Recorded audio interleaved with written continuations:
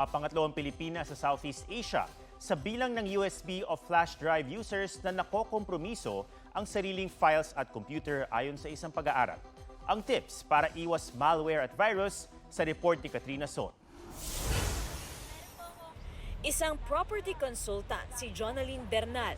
Sa araw-araw na trabaho, katuwang niya ang ever-reliable na USB o flash drive. Para po sa mga profiling po, syempre sa mga documents po namin, sa mga kliyente. Karaniwang ginagamit niya ito sa kanilang computer sa opisina at sa desktop sa bahay. Yun nga lang, may dalawa rin siyang anak na nag-aaral at palagi rin gumagamit ng USB. Minsan, di raw nila namamalayan na ang ginagamit na USB mayroon ng virus o malware. Kaya nag-invest siya sa virus scanner sa computer sa bahay. Ganito ang nangyari kay Lalaine Zamora. Kaya iwas na raw siya sa paggamit ng USB o flash drives. Na-virus po, tapos nawala lahat ng files. Corrupt po, para nakakatakot na humingi. Na bumili po ng mga USB kung saan-saan po. Sa mga gilid-gilid, ganon.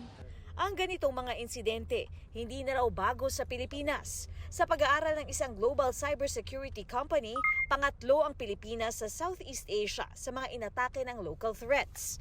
Kasama sa local threats ang malware na kumakalat sa pamamagitan ng removable media katulad ng flash drives, CDs, DVDs at iba pang offline methods. Sabi ng isang tech expert, may iba't iba raw na modus para magpakalat ng malware.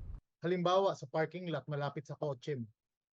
Kala mo may nakahulog lang, pero tinanim talaga yun ng masasamang loob. At dahil curious tayo o hindi tayo nagdududa, ipa-plug natin yan sa computer natin para makita kung ano ang laman. Kailangan din daw laging isipin na kahit hindi gumagamit ng internet, pwedeng ma-infect ng malware o ransomware ang ating computer o laptop sa pamamagitan ng USB.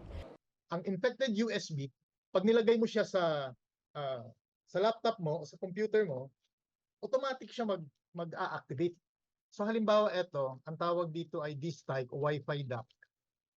Ito, kinargahan ko siya ng mga malicious code.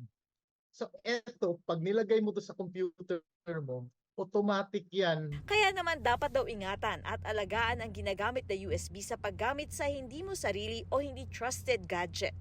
Katrina Son, nagbabalita para sa GMA Integrated News. Mga kapuso, alamin ang State of the Nation. Mag-subscribe sa GMA Integrated News sa YouTube. Sa ating mga kapuso abroad, samahan niyo kami sa GMA Pinoy TV at sa www.gmanews.tv.